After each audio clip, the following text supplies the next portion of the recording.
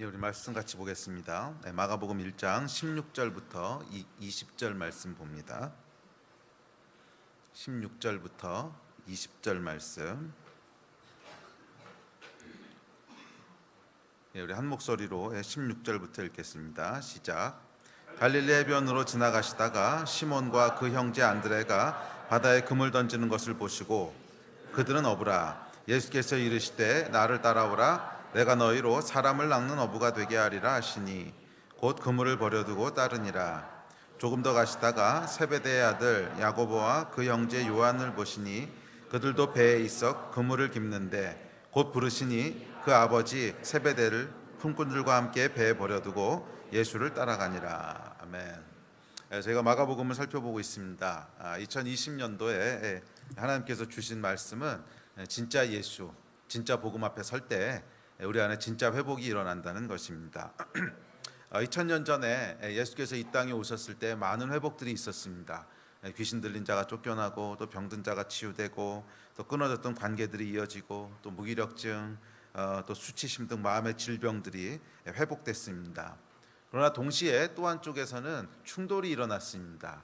이것은 종교 지도자들이었던 바리새인들, 또 서기관들 이런 사람들하고는 진짜 예수가 나타나니까 아주 심각한 충돌이 일어났습니다. 이 충돌이 얼마나 심각했냐면 예수를 죽이고자 했습니다. 그래서 진짜 예수가 오셨을 때는 이 두 가지 사건이 동시에 공존하면서 일어났습니다. 한쪽에서는 회복이 일어나면서 또 한쪽에서는 충돌이 일어나는. 그리고 이것은 초대교회 때뿐만이 아니라 모든 예수 그리스도를 대면하는 진짜 복음 앞에 서는 심지어 한 사람의 내면 안에서도 동시에 일어나고 공존할 수 있는 일들입니다. 오늘날도 우리가 성령께서 행하시는, 그래서 진짜 복음을 대면하고 진짜 예수를 대면하는 그 앞에 서게 되면 우리 안에도 이 두 가지 것이 동시에 일어나게 될 겁니다. 우리 안에 있는 연약함들은 회복을 경험하게 될 것이고 동시에 우리 안에 있는 종교화되었던 것들은 예수님과 충돌을 일으키게 될 겁니다. 그래서 2020년 한 해 동안에는 이 역사가 우리들 가운데 일어나게 되기를 기대합니다. 우리 안에 있는 연약했던 것들은 다시 한번 회복해되는 역사가 일어남과 동시에 우리 안에 부서져야 될 것들은 충돌해서 부서지는, 그래서 다시 한번 생명이 살아나게 되는 그런 역사가 있게 되기를 주의 이름으로 축복합니다. 자, 2020년에 이제 마가복음을 살펴보고 있는데요. 마가복음 1장 후반부부터 2장 그리고 3장에 걸쳐서는 이 회복과 충돌의 이야기가 이제 본격적으로 시작됩니다. 그래서 5가지 회복에 대한 이야기가 쭉 나오고 바로 이어져서는 2가지 충돌하는 이야기들이 이어져서 나옵니다. 그런데 이 이야기가 시작되기에 앞서서 마가복음 제일 처음 1장 1절부터 20절까지 말씀은 본격적인 회복의 이야기에 앞선 2가지 준비 작업에 대한 이야기를 합니다. 그래서 주의 길을 예비하라, 또 곧은 길을 굽은 길을 곧게 하라. 그러면서 그 예수께서 오실 길을 맞이해야 되는 2가지 선행돼야 될 준비 작업을 얘기하는데, 그 준비 작업은 첫째는 죄로부터 돌이켜 회개해야 된다는 것이었고, 그리고 두 번째는 새로운 삶으로 초청하시는 이 예수 그리스도의 부르심에 응답해야 된다는 거예요. 이 2가지 선행 작업이 있을 때 우리 안에 회복과 또 부서져야 될 것들이 부서지는 충돌의 역사가 일어난다는 거죠. 그래서 우리 죄와 또 회개에 대해서는 지난 금요일에 살펴봤고, 오늘은 그 2번째 새로운 삶을 위한 준비로서의 2번째 단계인 부르심의 초청에 대해서 함께 살펴보려고 합니다.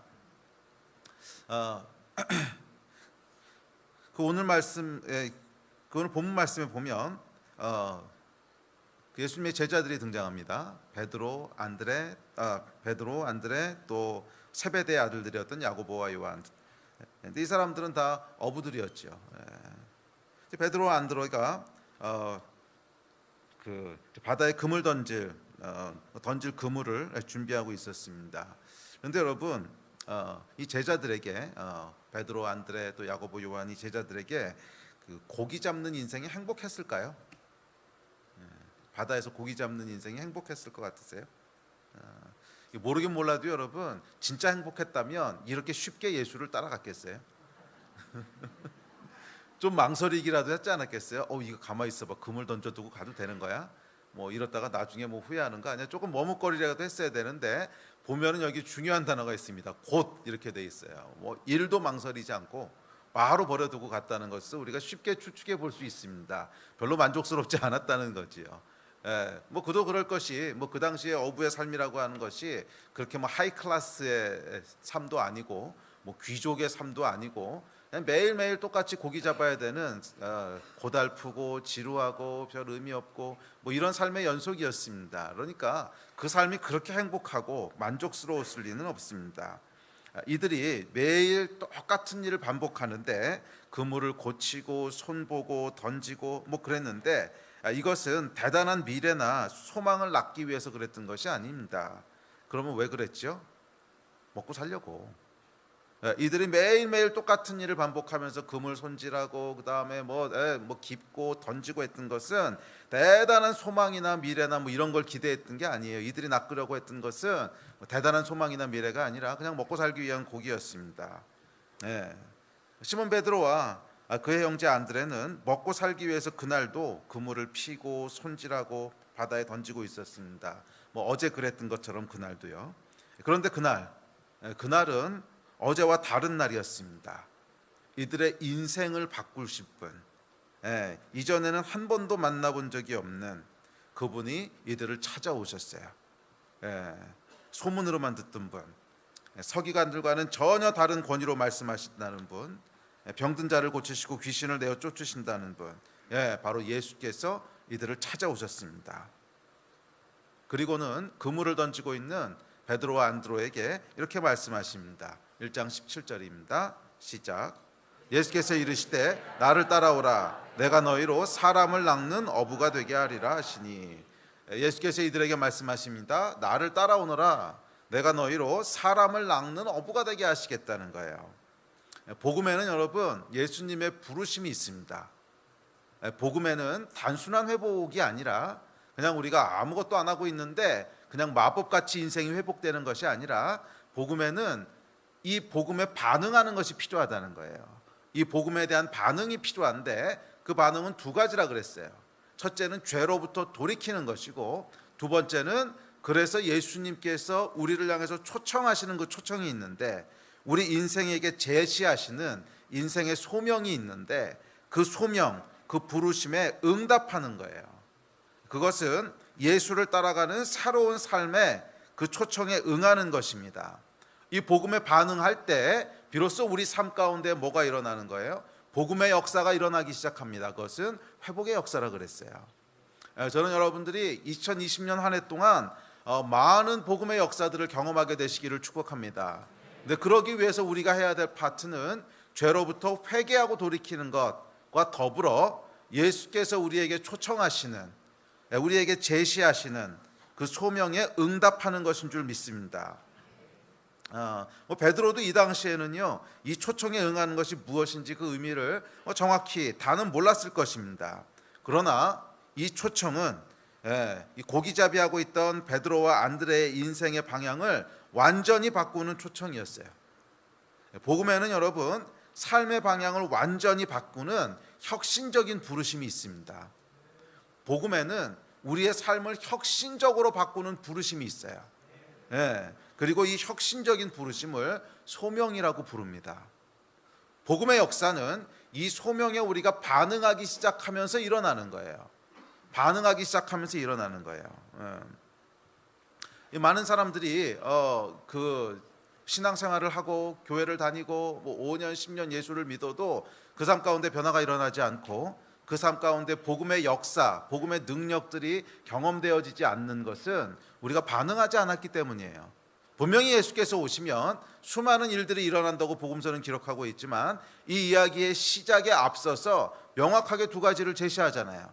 죄로부터 회개하고 돌이켜야 된다는 것과 그리고 두 번째는 예수 그리스도께서 초청하시는 이 부르심에 응답해야 된다고 하는 거예요. 그랬을 때 그 뒤에 이어지는 수많은 예수 그리스도께서 행하신 역사가 우리 삶 가운데도 동일하게 재현되는 줄 믿습니다. 이 소명의 부르심에 응답하는 여러분 되시기를 바랍니다. 자, 소명에 대한 이야기를 조금 더 살펴보려고 합니다.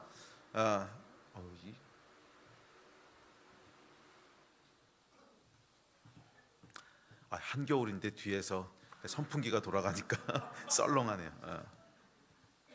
자, 소명에 대한 이야기를 살펴봅시다. 모든 구원받은 사람에게는 이 땅을 살아가는 동안 반드시 이루어야 되는 소명이 있습니다. 소명은 하늘의 부르심이란 뜻이죠.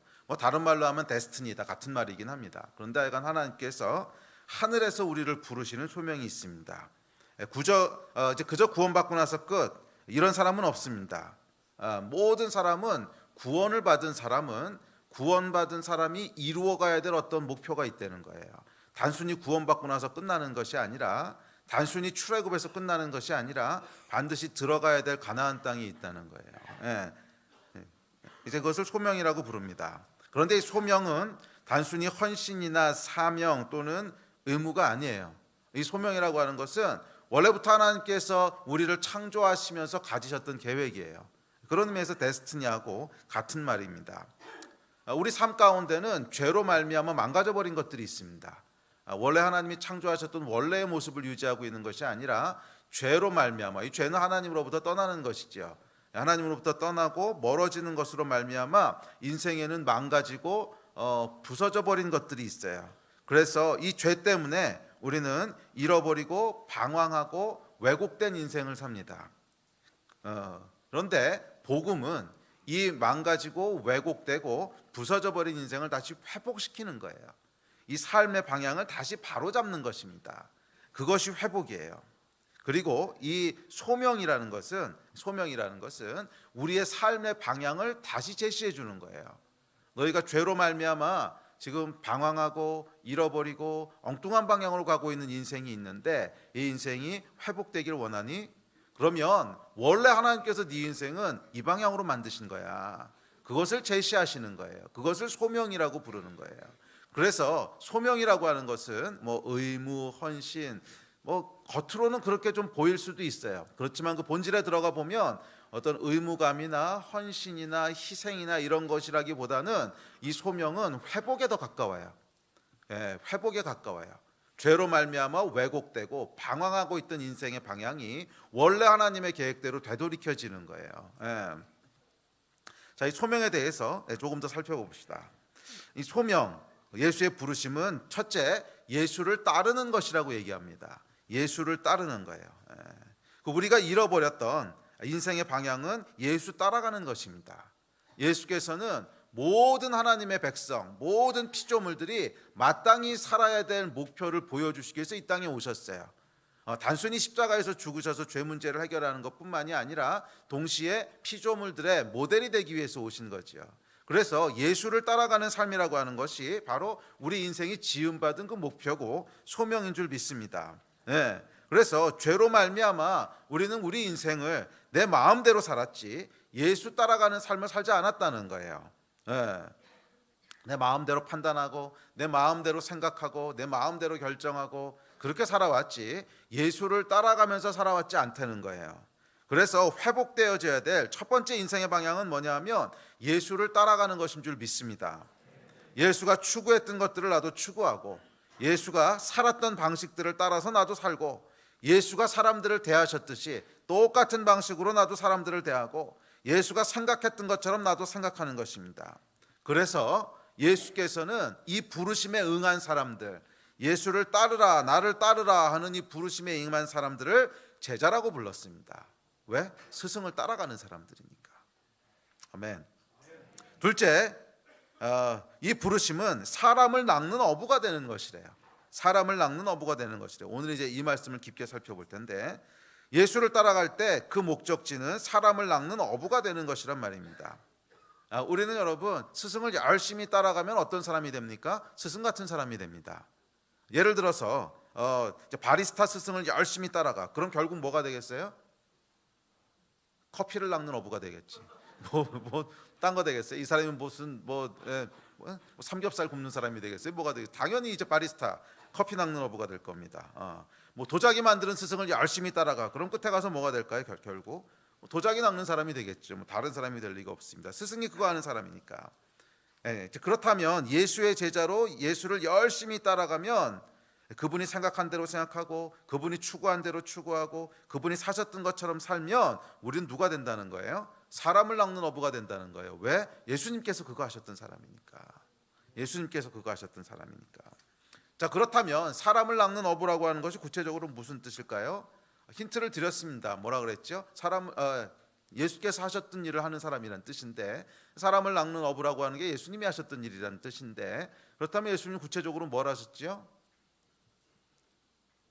2020년에 살펴보는 주제잖아. 회복. 예, 회복시키는 일을 하셨다는 거예요. 그러니까 이 사람을 낚는 어부라는 뜻은 뭐냐면 사람들을 회복시키는 사람이란 뜻이에요. 예, 물고기를 낚는 어부는 모든 자기의 관심과 모든 에너지와 시간을 다 물고기에게 투자합니다. 자, 그렇다면 사람을 낚는 어부란 건 무슨 뜻이겠어요? 사람에게 인생을 투자하는 사람이란 뜻이지. 예, 도자기를 낚는 어부는 무슨 뜻이에요? 도자기에게 인생을 투자하는 사람. 커피를 낚는 어부는 커피에게 인생을 투자하는 사람. 예, 사람을 낚는 어부란 뜻은 사람에게 인생을 투자하는 사람이란 뜻이죠. 예, 그래서 예수님께서 하셨던 일은 사람들의 인생을 회복시키는 일이었어요. 사람들의 인생을 다시 원래대로 회복시키시고 사람들의 인생에 임팩트를 미치는 일이었어요. 자, 이것이 사람을 낚는 어부라는 뜻입니다. 사람을 낚는 어부란 다른 사람들의 인생에 회복의 임팩트를 주는 사람이라는 뜻입니다. 이 고기잡이하던 제자들 베드로와 안드레와 야고보와 요한은 그저 자기 먹고 사는 문제에 매몰되어서 세상에는 생선 공급하는 것 외에는 아무런 임팩트도 없는 삶을 살고 있었어요. 뭐 다른 사람들이 방황을 하던 뭐 힘들어하던 절망 가운데 있던 아무 상관이 없었습니다. 아무 관심이 없었어요. 그저 그들의 관심은 오늘 잡을 생선뿐이었습니다. 얼마나 많은 고기를 내가 잡을까? 이게 유일한 관심이었어요. 그런데 예수께서 이들을 초청하셨을 때, 그래서 이들이 그들의 소명을 따라가기 시작했을 때, 베드로와 안드레는 스승 예수가 그랬듯이 수많은 사람들의 인생을 회복시키는 사람이 됐잖아요. 네, 절망 가운데 있는 사람, 억눌려 있는 사람, 귀신 들린 사람, 수많은 인생을 회복시키는 인생을 살게 됩니다. 이것이 여러분 복음의 본질이고 부르심의 본질인 줄 믿습니다. 오늘날 저희의 모습도 한번 돌아봅시다. 저희 각각의 개개인을 향한 부르심도 있었지만 저희 공동체에게 주신 소명도 있지요.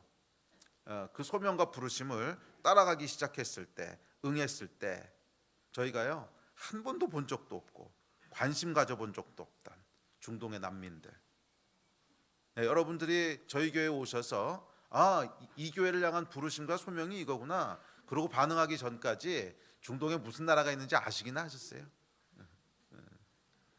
그 난민들에 대해서 관심이나 있으셨어요?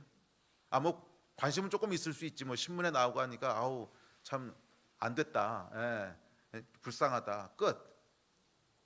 이제 그러고 뭐 하셨겠어요? 열심히 고기 잡았겠지. 뭐 그거 말고는 할 줄 아는 게 없으니까. 실질적으로 이 사람들에게 뭔가 영향을 미치고 뭐 작게나마 도움이 되고 절망 가운데 있는 사람들에게 다시 소망을 주고 다시 생명을 주고 하는 일을 여러분 이 소명에 응하기 전까지 상상이나 해보셨어요? 저희 교회 오래 계셨던 분들은 이거 당연히 우리 교회 사는 일이니까 이렇게 생각하지만, 제가 밖에 나가서 다른 목사님들을 만나 뵙고 교회들을 만나 뵙고 난민 사역에 대해서 나누면요 굉장히 눈이 이만해집니다. 왜? 어떻게 해야 되는지 뭘 해야 되는지 한 번도 개념도 가져본 적이 없던 일이야. 그래서 마음은 있을 수 있지만 중동에 어떻게 가는지도 모르고 뭘 해야 되는지도 모르고 어떤 통로로, 아무 개념이 없어. 거의 99%가 아무 개념이 없습니다. 뭘 어떻게 해야 되는지. 제가 지난주에도 목사님 한 분 만나서 이야기 저에게 하다가 자기도 그분들 너무 돕고 싶긴 한데 무섭대. 중동 소리만 들으면 일단 소름부터 끼쳐서. 이제 여자 목사님이셨는데, 그러니까 안 되는 거죠. 그런데 저희가 작게나마 정말 미약하게나마 소명 부르심이라는 것에 응하기 시작했을 때 뭐가 일어나는 거예요? 사람을 낚는 일들이 시작되는 거죠. 회복에 임팩트를 미치는 일들이, 전혀 생각 못했던 일들이 시작되는 거죠. 여러분 이것이 부르심이고 이것이 소명인 줄 믿습니다. 참 신기하고 놀랍지 않습니까? 사람 낚는 어부. 맞아요. 예수께서는 당신의 초청에 응한 사람들의 인생을 회복시키십니다. 어떻게? 또 다른 사람의 인생에 회복의 임팩트를 미치는 사람으로. 이 회복의 역사가 2020년 한 해 동안 저와 여러분 가운데 풍성해지기를 축복합니다. 예. 자, 18절 말씀 읽읍시다. 18절입니다. 시작. 예, 곧 그물을 버려두고 따르니라. 예, 이들이 예수를 따랐는데 그물을 버려두고 따랐습니다. 이 베드로와 안드레뿐만 아니라 이 뒤에 나오는 베드로와 요한 역시 마찬가지죠. 예수의 부르심에 응하기 위해서는 반드시 버려두어야 할 그물이 있다는 거예요. 먼저 내려놓아야 할 그물이 있다는 거예요. 사람들이 이 좋은 초청에, 소명회로의 부르심에 머뭇거리고 망설이고 쉽게 반응하지 못하는 이유가 여기 있는 거예요. 그냥 아무것도 내려놓아야 될 것이 없고 아무것도 버려두고 가야 될 것이 없고 그러면 나를 따르라 그랬을 때 훨씬 쉽겠죠. 그냥 따라가면 되니까. 그런데 그게 아니라 얘들 손에는 그물이 들려져 있단 말이야. 그물이 들려져 있다고. 이거를 버려두고 가야 되는 거예요. 버려두고 가야 되는 거예요. 그래서 수많은 사람들이 예수를 믿으면서도 예수님의 초청에는 쉽게 응하지 못해요. 부르심에는 쉽게 응답하지 못해요. 자꾸 머뭇거리고 망설이고 이런다는 거죠. 여러분, 우리는요 너무 공짜로 신앙을 먹으려고 합니다. 공짜로 신앙을 먹으라 그래. 날로 먹으려 그래. 이건 여러분 안 돼요. 왜 날로 먹는 게 안 되는지는 제가 제일 뒤에 가서 설명할게요. 이건 조금만 깊게 생각해 보면 왜 날로 먹는 게 안 되는지를 뭐 당연한 얘기예요. 왜 날로 먹는 게 안 되는지. 결론부터 말씀드리면 하나님이 우리에게 주시려고 하는 축복이 있는데 이 복은 관계적인 축복이기 때문에 그래요. 그런데 관계적인 축복은요 날로 먹을 수가 없어요. 그죠? 관계적인 축복은 어떻게 해야 돼요? 관계를 쌓아야 관계적인 축복을 얻는 거잖아. 관계를 쌓으려면 뭐가 있는 거예요? 희생과 뭔가가 양보하고 뭔가 들어가야 되는 거예요. 투자가. 그래야만 관계가 생기지. 아무것도 안 하고 누워 있는데 갑자기 관계적인 축복이 느려지는 게 어디 있어요? 그래서 신앙은요 철저하게 관계에 대한 거거든. 하나님과 나 사이의 관계, 이웃과의 관계. 뭐하라 그랬어요? 하나님을 사랑하고 이웃을 사랑하라 그랬어요. 그러면 여러분 공짜로 안 되는 거지. 공짜로 안 되는 거지. 무슨 말인지 감이 잡히세요? 반드시 뭔가를 포기하고 버려둬야만 그 신앙의 유익들과 신앙의 본질들로 들어갈 수 있다는 거예요. 그래서 여러분 잘 생각해 보세요. 중세의 수도사들이 뭘 했는가 생각해 보세요. 예수를 따르기 위해서 많은 것들을 포기하고 버립니다. 계속 포기하고 또 버리고 또 버리고. 그래서 심지어 결혼해서 가정을 이룰 수 있는 권리까지 다 버립니다. 뭐 이것이 신학적으로 옳냐 그러냐 하는 것은 차치하고 하여간 이들에게는 예수를 따르는 삶이 그만큼 비중 있고 중요했다는 거야. 공짜로 먹으려고 그랬지 않았다는 거예요. 그런데 오늘날 현대 기독교는 어떻습니까? 아무것도 하지 말고 하지 않으면서 그냥 공짜로 변화된 삶, 공짜로 회복된 삶을 누리고 싶어 합니다. 혹시 우리도 그거 기대하고 있지 않아요? 아무것도 행하지 않으면서 공짜로 회복된 삶, 또 뭐 공짜로 변화된 삶, 이걸 원한다는 거예요. 아니요, 여러분, 성경은 그렇게 얘기하지 않습니다. 예수를 따르려면 그물을 버려두고 따르라 그래요. 또 뒤에 가보면 좀 더 구체적으로 누구든지 나를 따르려고 하든 십자가를 지고 따르라 그러거든. 그러니까 뭔가 우리가 포기하고 내려놓고 희생해야만 예수를 따라갈 수 있다는 거예요. 신앙에는 여러분 기억하십시오. 대가가 있습니다. 신앙에는요 대가가 있어요.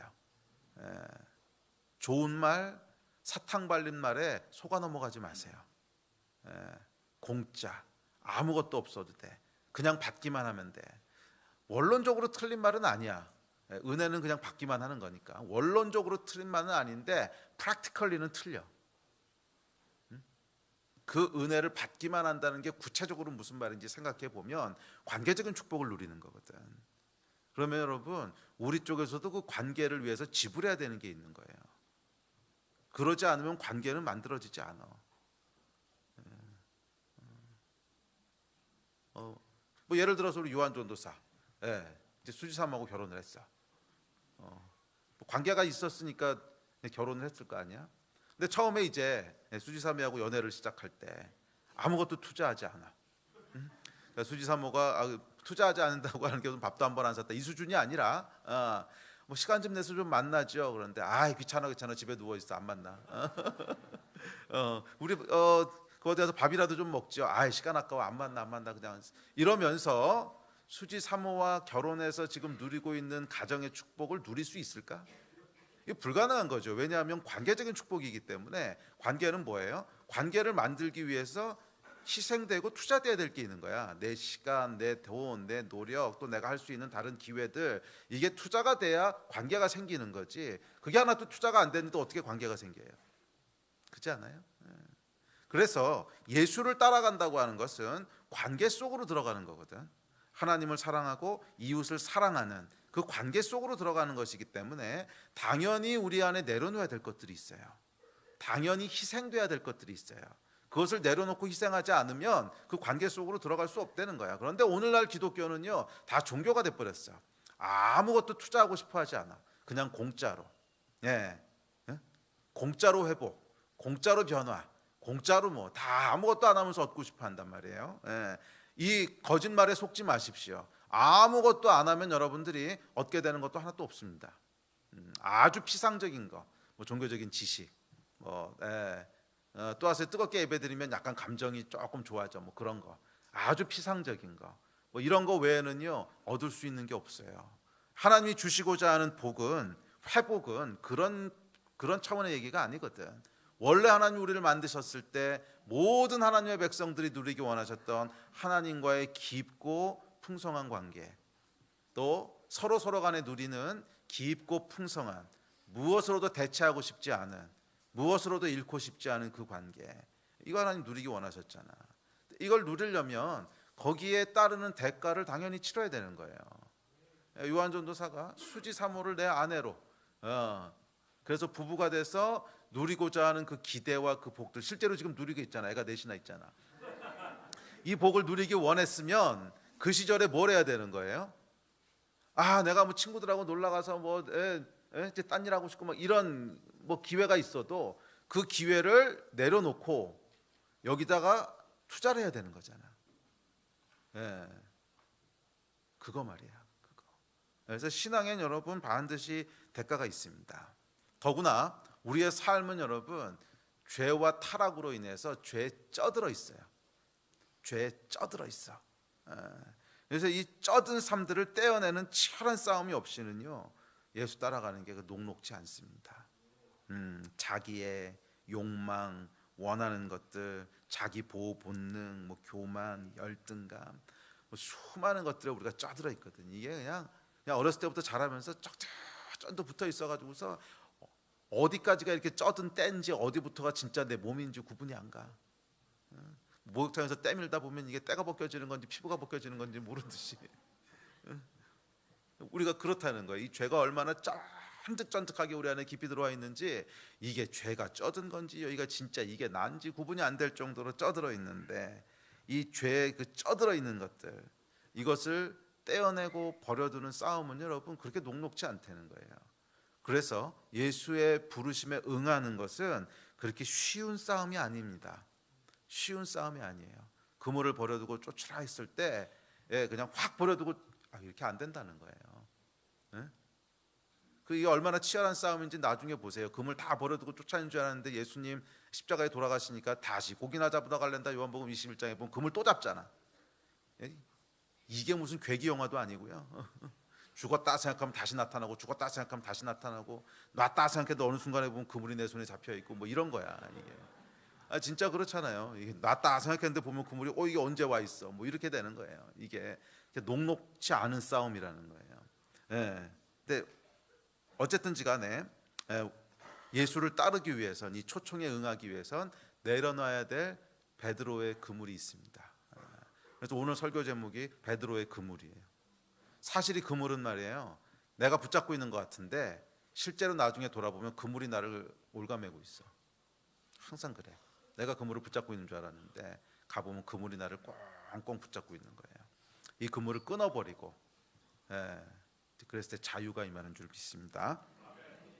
자, 그렇다면 베드로의 그물은 어떤 거였을까요? 이 의미를 조금 더 깊게 살펴보려고 합니다. 예수를 따르기 위해서 내려놔야 될 그물인데 이 그물의 속성이 뭐였나? 1차적으로 베드로의 그물은요, 당연히 먹고 사는 수단이었습니다. 당연히 먹고 사는 수단이었어요. 그렇기에 이 베드로의 그물은 1차적으로 직업을 의미할 수도 있습니다. 그래서 때로 우리는 예수를 따르기 위해서 먹고 사는 수단을 바꿔야 될 수도 있어요. 그게 하나님 원하시는 일이 아니었으면, 그렇죠? 원래 우리를 그 일하도록 만드신 게 아닌데 욕심 때문에 자기 안에 열등감, 교만, 다른 것 때문에 그거 하고 있으면 당연히 먹고 사는 거를 바꿔야 될 수도 있지. 회복이라고 하는 게 여러분 그렇게 생각처럼 쉽고 간단한 문제가 아닙니다.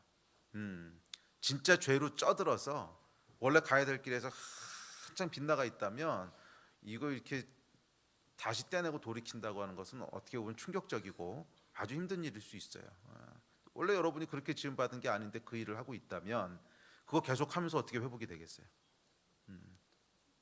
또 회복이라고 하는 것은 베드로의 그물이라고 하는 것은 익숙한 삶의 어떤 습성, 익숙한 삶의 환경일 수도 있습니다. 베드로가 어렸을 때부터 어촌에서 자랐잖아요. 맨날 보고 자란 게 그물 깁고 또 고기 잡고 이런 거였단 말이야. 가장 편안하고 익숙한 삶이었죠. 어쩌면 예수의 부르심에 응하기 위해서 우리는 익숙한 삶을 바꿔야 될 수도 있어요. 아주 익숙하다고 생각했던 삶의 환경을 바꿔야 될 수도 있어요. 삶의 습성을 바꿔야 될 수도 있어요. 자, 이런 것들이 평면적으로 보이는 그물의 의미입니다. 그런데 조금 더 깊게 들어가 보면 그것보다 더 본질적인 의미가 있습니다. 단순히 직업을 바꿔야 되느냐, 예수 믿으면 반드시 직업을 바꿔야 되는 거냐, 익숙한 환경을 반드시 떠나야 되는 거냐, 아니요. 그렇지 않을 수도 있어요. 그건 사람마다 다른데 더 본질적인 문제가 있어요. 그물이 의미하는 더 본질적인 문제, 평면적인 문제 말고 좀 더 이 베드로의 그물은요 그 이상의 의미를 내포하는데, 단순했던 당시 사회를 생각해 보면 이 그물은 뭐냐면 베드로의 인생을 한마디로 규정하는 거였어요. 인생에는 여러분 그 사람의 인생을 한마디로 규정하는 태그가 있습니다. 그러니까 요즘 인스타그램 할 때 해시태그 달지. 태그가 무슨 뜻이에요? 그게 뭐다 하고 딱 이렇게 달아놓는 어떤 타이틀, 꼬리표지요. 딱 태그를 붙이는 거죠. 그 인생에는 여러분 그 사람을 한마디로 규정짓는 태그가 있어요. 자, 예를 들어 볼까요? 빌 게이츠. 뭐가 딱 떠오르세요? 이 사람의 태그는 뭐야? 성공한 사업가. 그렇죠? 물론 이 사람의 그 복잡한 인생이 어떻게 성공한 사업가 하나로 다 요약이 되겠어요? 이 사람은 아버지기도 하고 또 다른 데서는 무슨 동호회 클럽에서는 회원이기도 하고 다양한 삶의 그런 다양한 삶의 퍼스펙티브가 있겠지만, 그럼에도 불구하고 본인도 그렇게 생각하고 주변에 있는 모든 사람도 동의하는 한마디로 규정 지을 수 있는 태그는 누가 뭐라 그래도 그냥 사업가야. 그렇지 않습니까? 또 아인슈타인, 그럼 무슨 태그를 다시겠어요? 아인슈타인인데 거기다가 좋은 아빠 이렇게 태그 다는 사람 보셨어요? 실제 좋은 아빠였을지 모르겠어. 그렇지만 아인슈타인 했을 때 딱 태그 갖다 붙이는 건 뭐겠어요? 어려워요 이거? 아인슈타인 그럼 뭐예요? 과학자 이렇게, 아니 그 태그 붙이겠지 무슨 태그 붙이겠어? 아멘. 고성준 그럼 무슨 태그를 붙이시겠어요? 그렇죠, 목사 또는 목사님. 그거 말고 다른 태그 붙이는 사람은 별로 없겠죠. 물론 우리 아들은 아빠 이렇게 붙이겠지만, 자, 이런 거예요, 이런 거. 그래서 사람에게는 그 사람을 한마디로 규정짓는 게 있어요. 그 태그가 있단 말이야. 선생님이 될 수도 있고 사업가, 목사, 정치인, 좋은 아빠도 그 중에 하나가 될 수 있겠죠. 하여간 그 사람의 인생을 한마디로 규정하는 태그가 있습니다. 베드로의 그물은 베드로의 인생이 무엇인지를 한마디로 규정해주는 태그였다는 거예요. 자, 그것이 이 세상에서 베드로라는 존재가 갖는 존재 의미라는 거예요. 이해가 되십니까? 자, 그렇다면 무엇이 사람의 존재를 규정하는 태그가 될까요? 그것은 보통 그가 추구하는 인생의 목표, 그가 생각하는 인생의 의미, 중요하게 생각하는 것, 그래서 가장 많은 삶의 에너지를 투자하는 것, 그게 그 사람의 태그가 되는 거예요. 뭐 당연히 빌 게이츠도 뭐 가정회사 아빠였고 뭐 또 동호회 회원이었고 뭐 여러 가지 측면이 있었겠죠. 그렇지만 빌 게이츠가 생각했던 가장 중요하게 생각했던 인생의 목표는 뭐였을 것 같으세요? 빌 게이츠가 생각했던 자기 인생이 성공했다라고 하는 데피니션이 뭐였던 것 같으세요? 예? 자기 인생의 존재의 의미를 찾는 그게 뭐였던 것 같으세요? 그 마이크로소프트사라고 하는 회사야. 아, 빌 게이츠가 누군지 모르셨구나. 쏘리. 윈도우 만든 사람이에요. 윈도우. 저 창문 말고 그 저기 컴퓨터에 깔려 있는. 예. 전 세계 최고 갑부 중 한 명. 꽤 오랫동안 1위였는데 요즘 좀 밀린 것 같은데, 뭐 아마존한테 밀린 것 같은데, 하여간 그런 사람이라는 거예요. 그럼 이 사람의 가장 자기의 많은 삶과 시간을 투자하고 관심을 투자하고 추구하고 또 중요하게 생각하고 인생의 의미라고 생각하고, 그것이 여러분 결국 그 사람 인생의 태그가 돼요. 속일 수 없어요. 속일 수 없어요. 잠깐은 다른 태그가 달려 있을 수 있어도 쭉 인생을 살잖아요. 그러면 자기도 알고 주변 사람도 알고 다 동의해요. 이 사람의 태그는 뭐야? 그물이 뭐야? 딱 그냥 알아요. 아인슈타인 그랬는데 좋은 아빠 이렇게 나온 사람 없잖아.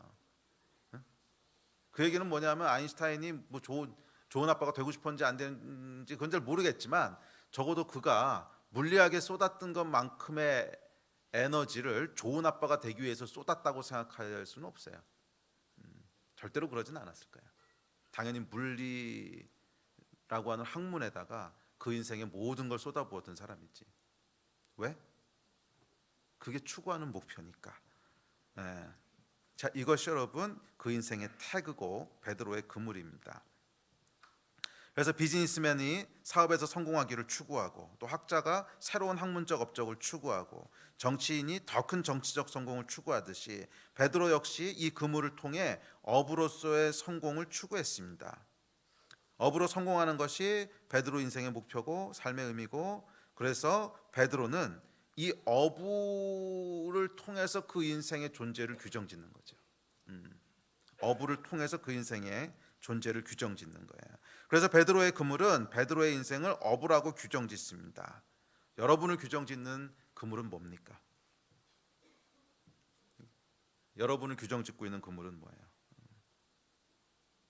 그래서 여러분 이 베드로의 그물은요, 베드로의 행복, 불행, 성공, 실패를 결정합니다. 더 나아가서 존재 가치를 결정합니다. 뭐 그물에 고비가 많이 잡히면 어떻게 했어요? 베드로는 행복합니다. 우쭐합니다. 와, 내가 뭐가 된 것 같고 또 인생이 화려해 보이고 무엇보다도 존재감이 느껴져. 이 상상이 되세요? 고기가 많이 잡힌 날은 와, 내 존재감이 느껴져. 나는 쓸모 있는 인생이야. 나는 성공한 인생이야. 왜? 그게 그 사람의 태그니까, 목표니까. 그거를 많이 성취하면은 내 인생이 존재의 의미가 있다고 느껴지는 거야. 반대로 밤새도록 했는데 없어, 한 마리도 못 잡았어. 그럼 어떻게 될까요? 일단 좌절합니다. 슬픈 감정이 들어요. 거기서 끝나는 것이 아니라 뭐가 들겠어요? 존재감이 희미해져. 나는 뭐지?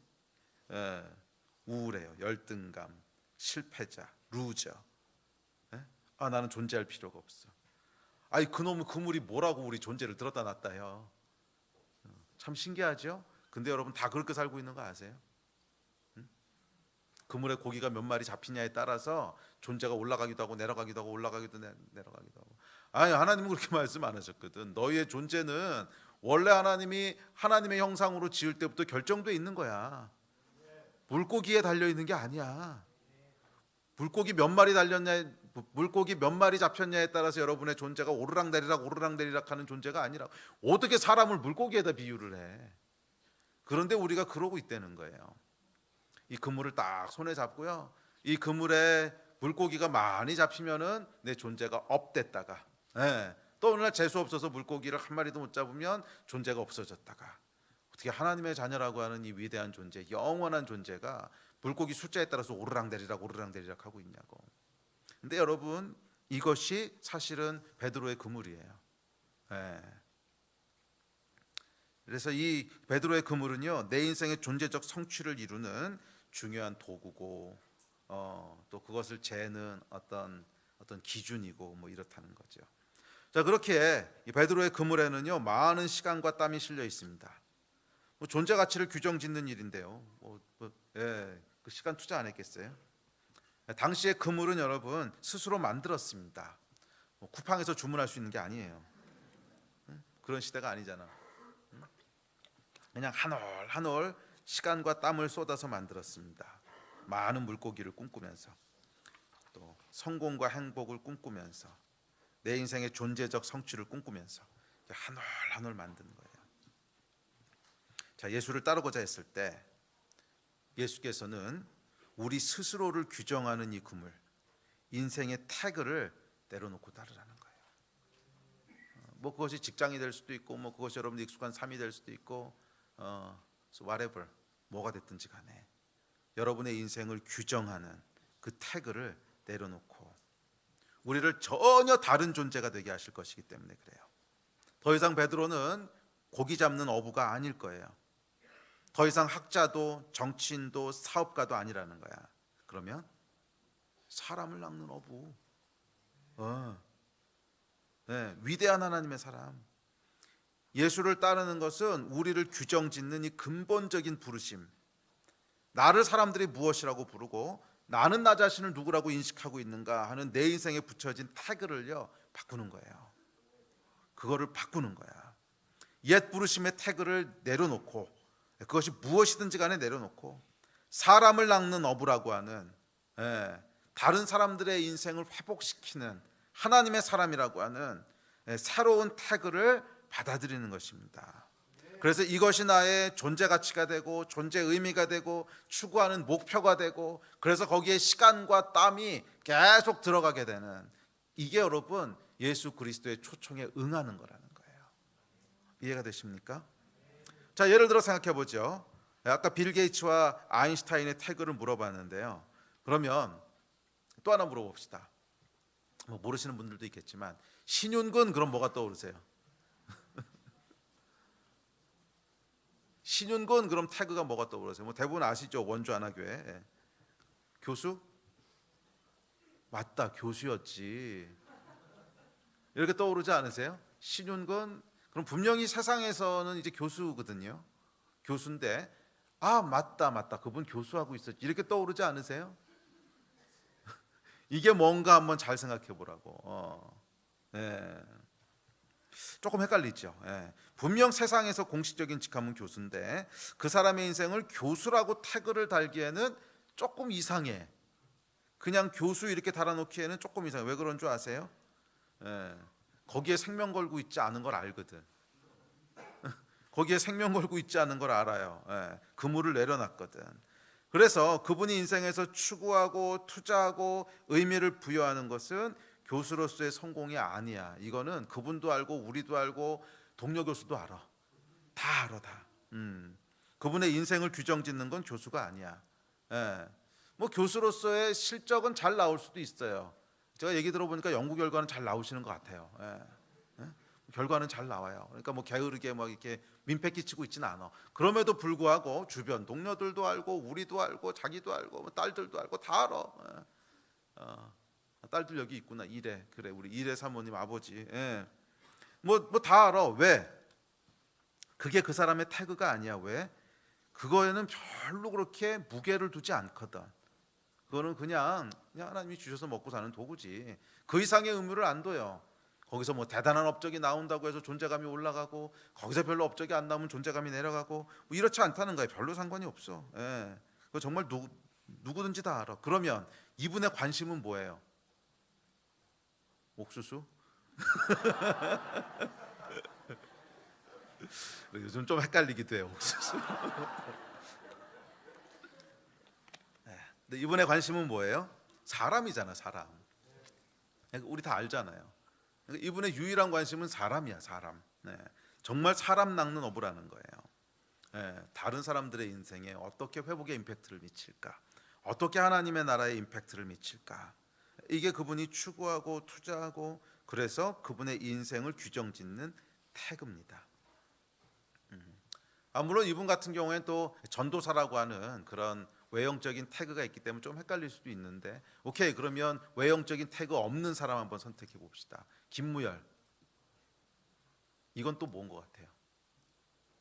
네, 이건 전도사 태그도 없거든. 그냥 공식적인 직함은 그냥 사업하는 비즈니스맨이야. 그런데 이 사람도 알고 주변에서도 알고 모든 사람이 다 알아. 사업가라고 태그를 붙이기에는 안 맞아. 그 사람 인생은 사업가 이렇게 태그 붙여놓으려면 전혀 안 어울려. 분명히 사업가인데, 돈도 많이 버는데, 그래도 붙여놓기는 안 어울려. 그럼 뭐예요? 주변의 모든 사람들이 다 똑같이 동의하는 것은 저 사람은 영혼에 미친 사람이야. 저 사람은 영혼에 미친 사람이야. 어떻게 하면 한 영혼이라도 더 하나님께 인도할까? 어떻게 하면 한 영혼이라도 더 복음 안에서 회복된 삶을 살게 할까? 그것 때문에 맨날 울고 시간 쏟고 잠도 안 자고 그 짓만 하고 있거든. 그 짓이라고 표현하면 안 되지. 그 거룩한 일을 하고 있거든. 사업은요, 그냥 주님 주신 은혜로 할 수 있는 최선을 다해서 그냥 굴리는 거야. 그거. 그래서 그 사람의 존재를 규정짓는 게 사업가는 될 수 없다는 거예요. 비록 사업을 잘하고 있어도, 비록 뭐 교수로서 잘하고 있어도, 또 학자로서 업적이 많이 나와도, 그럼에도 불구하고 그 사람의 인생을 그거라고 태그를 붙이려고 하다 보면 이상이 안 맞아. 왜? 그물을 내려놨기 때문에 그런 거예요. 그물을 내려놨기 때문에 그런 거야. 그 그물을 그냥 내려놓은 거야. 무슨 말이에요? 그걸 통해서 내 존재 의미를 찾겠다고 하는 거 다 내려놓은 거야. 거기서 뭐 대단한 성공을 거두고 대단한 유명세를 내고 이거 다 내려놓은 거야. 예수 쫓아갈 때 그거 결단하고 쫓아가는 거야. 그물을 내려놓으셨습니까? 베드로의 그물을 혹시 아직도 붙잡고 계시진 않으세요? 저도 예수 따를 때요, 이 그물 내려놓고 쫓았어요. 뭐 그 전까지 저는 뭐 제가 간증과 책에도 여러 번 나오지만, 저는 학자 외에 제가 다른 일을 할 거라고 정말 생각해 본 적이 없었어요. 예수 만나기 전까지. 정말 제가 교수, 학자 뭐 그 외에는 다른 꿈도 없었고 뭐 다른 거 할 거라고 생각도 안 했고, 그러다 보니까 제 모든 존재 가치는 어디 달려 있겠어요? 뛰어난 학자가 될 수 있느냐, 많은 업적을 낼 수 있느냐. 그래서 뭐 성적이 잘 나오면 존재감이 올라가고, 성적이 안 나오면 존재감이 내려가고, 또 나중에 이제 뭐 수학이라는 학문을 하면서도 이게 한 번에 내려지는 게 아니라 그랬잖아요. 놨다 잡았다 놨다 잡았다 놨다 잡았다 하는 거거든. 그러니까 나중에 이제 수학 공부를 하면서도, 또 이제 박사과정 공부를 하면서도 논문이 잘 나오면은 오, 내가 존재감이 올라온 것 같아. 근데 결과가 잘 안 나오면 쓸모없는, 세상에 없어져야 될 존재인 것 같고, 막 존재감이 저 지하실까지 내려가고. 예수 따르기로 했을 때 그물을 내려놓기로 결단하는 거예요. 예수 따르기로 했을 때 그물을 내려놓기로. 근데 그물을 내려놓고 나니까요, 정말 놀라운 변화가 일어나는데 뭔가 하면 자유가 임하더라고. 그래서 제가 알게 된 거예요. 아, 내가 그물을 잡고 있는 게 아니고 그물이 나를 잡고 있는 거구나. 내가 그물을 잡고 있는 게 아니고 그물이 나를 잡고 있는 거구나. 왜? 그게 내 존재를 규정지니까 얼마나 신경 쓰이겠어. 그게 내 존재를 규정짓는데 얼마나 스트레스 받겠어. 계속 거기 꽁꽁 묶여 있던 거예요. 그런데 제가 제 존재를 규정짓고 있던, 규정지으려고 하던 그물을 그냥 내려놨어요. 그래서 나는 이거를 통해서 내 존재를 증명하는 사람이 아니야. 나는 내가 어떤 하나님의 사람이 될 것인가에서 내 존재가 규정되는 거야. 내 인생의 성공과 실패는 뭐 많은 업적이 나오고 좋은 대학의 교수가 되고 아니야, 이게 아니고 내가 얼마나 사람을 낚는 어부가 될 것인가, 내가 얼마나 사람들의 인생에 회복의 임팩트를 미치는 사람이 될 것인가, 그게 내 인생을 규정하는 태그가 될 거야. 이건 목사 되기 훨씬 전에 얘기예요. 훨씬 그때 목사 될 생각도 하지 않았어요. 제 간증에 나오잖아요. 좀 말도 먹기 때문에 좀 목사 할 생각도 없었고, 하기도 싫었고 떠밀려서 한 거지. 지금 이렇게 얘기하면 이게 불경스러운 게 되는 거니까 죄송합니다, 주님. 감사합니다. 이거 목사를 불러주셔서. 그거 의도하고 했던 건 아니라는 거예요. 그런데 제 인생의 태그가 바뀌더라고. 인생의 태그가 바뀌어요. 제 관심도 바뀌고, 관심이 바뀌는 게 중요한 것 같아요. 관심도 바뀌고, 추구하는 목표도 바뀌고, 할렐루야. 모두 다 목사나 선교사가 돼야 한다는 뜻은 아닙니다. 이런 뜻은 전혀 아닙니다. 여러분들이 풀타임으로 목회자가 되고 선교자가 될 것인가, 아니면 그냥 일하면서 사업가, 학자, 정치인 뭐 할 것인가, 이건 그냥 하나님께서 그 사람을 향한 계획에 따라 결정되는 거예요. 이건 본질적인 게 아니에요. 우리의 태그라고 하는 건 그것에 의해서 결정되는 게 아니에요. 이해가 되세요?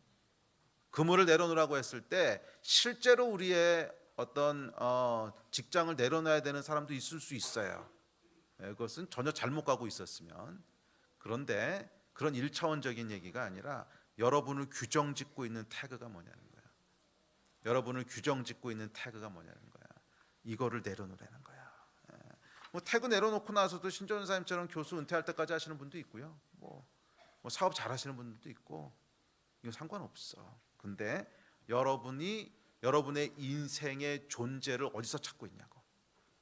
무엇이 여러분의 인생의 존재를 규정짓는 거냐고. 사람을 낚는 어부입니까? 아니면 고기 잡는 어부입니까? 여러분에게 베드로의 그물은 뭡니까? 혹시 여전히 옛 태그를 달고 계시는 않습니까? 베드로의 그물을 붙잡고 있는 한 예수 따라갈 수 없습니다. 회복은 그물을 내려놓는 것으로부터 시작됩니다. 아멘. 우리 말씀을 정리합시다. 우리 예배팀 올라오십시오. 베드로에게 그물은 직업일 수도 있고 익숙한 삶일 수도 있고, 이건 평면적인 얘기고, 더 깊게는 우리를 규정짓는 태그입니다. 그래서 이 그물을 내려놓는 것은, 잘 들으십시오, 쉽지 않습니다. 쉽지 않아요. 정말 쉽지 않습니다. 내려놓은 것 같다 보면 어느 순간 손에 다시 들려 있고 이래. 요한복음 21장 3절에 보면 이렇게 얘기하죠. 시작. 시몬 베드로가 나는 물고기 잡으러 가노라 하니 그들이 우리도 함께 가겠다고 나가서 배에 올랐으나 그날 밤에 아무것도 잡지 못하였더니. 참 이거 아이러니하죠. 이 그물 버려두고 쫓아간 게 언젠데, 이게 마가복음 1장에서 그물 버려둔 건데 요한복음 21장이면 이제 복음서 끝이거든. 이게 복음서 시작할 때 그물 버려두고 떠났는데 복음서 끝날 때 그물을 다시 잡아. 이게 이런 거예요. 이 그물이라고 하는 게. 이 싸움이 쉽지 않다고. 근데 잡았는데 아무것도 못 잡지, 고기를. 이 하나님의 은혜지요. 그물을 다시 잡았는데 거기서 대박 터지면 어쩌겠어요. 이게 하나님의 은혜인데.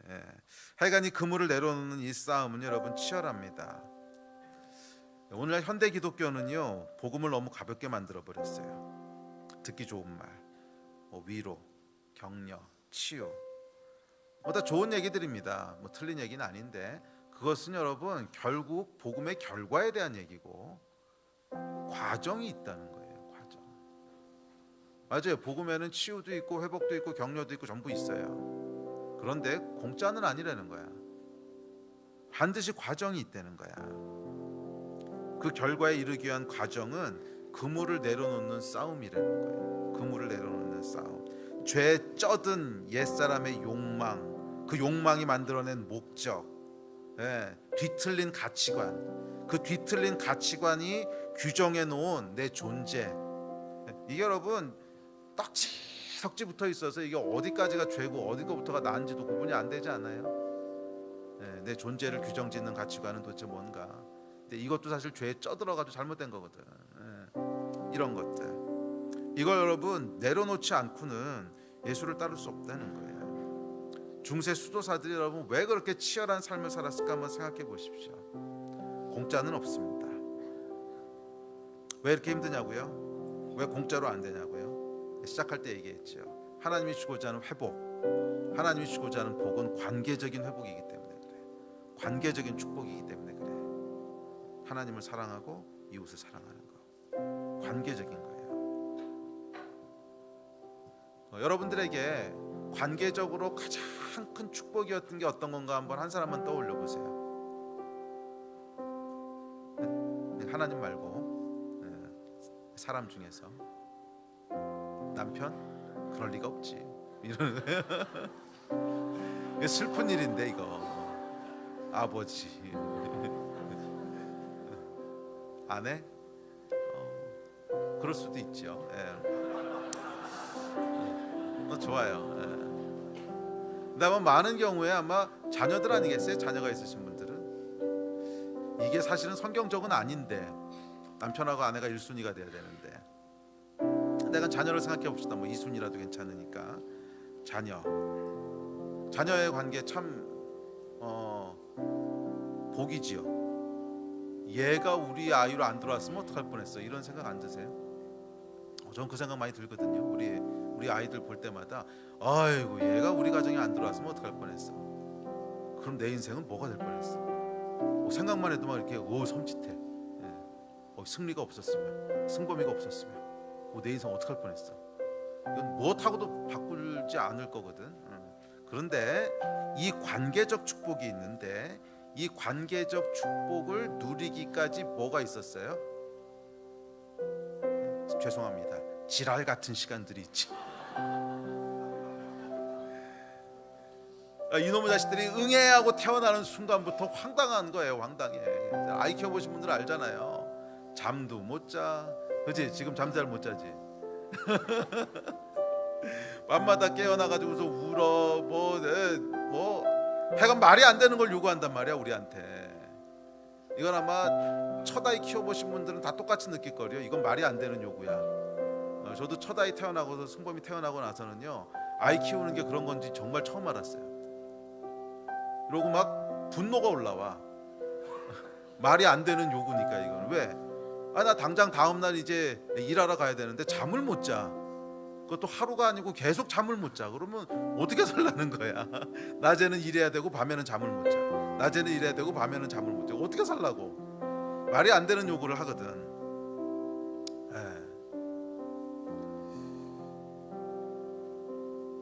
공짜가 아니라는 거예요.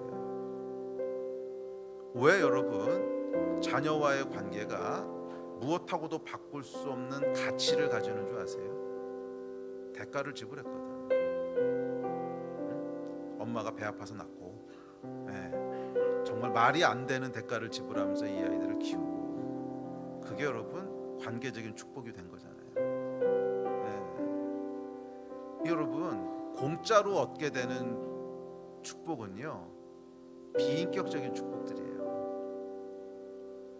그것은 별로 가치가 없는 축복들이라는 거야. 자식 키우는 거 결코 쉽지 않습니다. 절대 쉽지 않습니다. 그러나 그 관계를 얻기까지의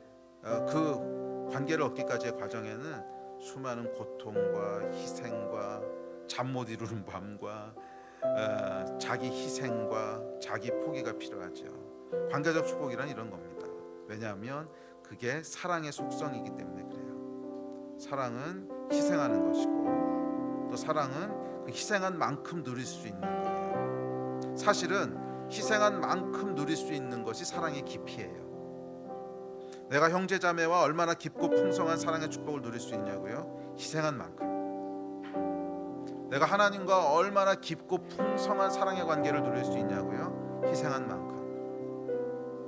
하나님이라고도 다르지 않습니다. 내가 아무것도 하나님한테 드린 것이 없이 그냥 공짜로 받아먹어. 거기서 누릴 수 있는 사랑의 깊이는요 1mm밖에 안 돼. 1mm밖에. 언제 진짜로 정말 생각만 해도 가슴이 저미고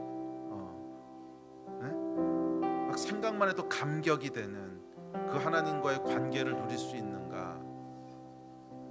사랑한 만큼. 그 뭐예요? 희생한 만큼, 드린 만큼. 내 생명을 주님께 드렸다면 생명의 깊이만큼 하나님과의 사랑을 누리는 거예요. 그냥 공짜로 받아 먹었다면 1mm밖에 못 누리는 거고. 이게 여러분 영적인 원리라는 거예요. 희생한 만큼 누리는 것이 사랑의 깊이예요. 대가가 지불되지 않고서는 관계적 축복은 얻을 수 없습니다. 아니, 사실은 그 지불한 대가가 관계의 가치를 만드는 거예요. 지불한 대가가 사랑의 깊이를 만드는 거예요. 지불한 대가가 관계적 가치를 만드는 거예요. 지불한 대가만큼 관계가 소중해지는 거예요. 그래서 여러분, 예수를 따르는 길에는 반드시 대가가 있습니다. 하나님을 사랑하고 이웃을 사랑하는 길이거든. 이걸 어떻게 대가 없이 가겠어요? 이걸 어떻게 희생 없이 가겠어요? 예수를 따르라고 했는데, 사람을 낚는 어부가 되라고 하셨는데, 사람에게 인생을 투자하는 자가 되라고 하셨는데, 또 하나님을 사랑하는 자가 되라고 하셨는데, 내 그물은 하나도 내려놓지 않고 있어. 여기서 과연 여러분 무엇을 누릴 수 있을까? 아주 피상적인 것밖에 누릴 수 없다는 거예요. 그래서 여러분 현대 기독교의 많은 신앙들이 다 피상적이 돼버린 거 아닙니까? 화려하고 지식은 넘치는 것 같은데, 그 누림의 깊이는, 그 영성의 깊이는 정말 1mm밖에 안 되는. 왜? 공짜로 받으려고 그러거든. 아무것도 내려놓으려고 그러지 않거든. 베드로의 그물. 베드로의 그물은 여러분 사람을 향한 그물이 아닙니다. 사랑의 관계를 낳기 위한 그물이 아니에요. 물고기 잡기 위한 그물이지. 이 세상의 성공과 성취를 낳기 위한 그물이죠. 하나님께서는 우리를 그렇게 부르지 않으셨습니다. 사랑 안에서, 하나님을 사랑하고 사람을 사랑하는 사랑 안에서 완전해지도록 부르셨습니다. 예수를 따르는 길입니다. 예수를 따르는 길입니다. 우리 같이 일어나서 같이 기도합시다.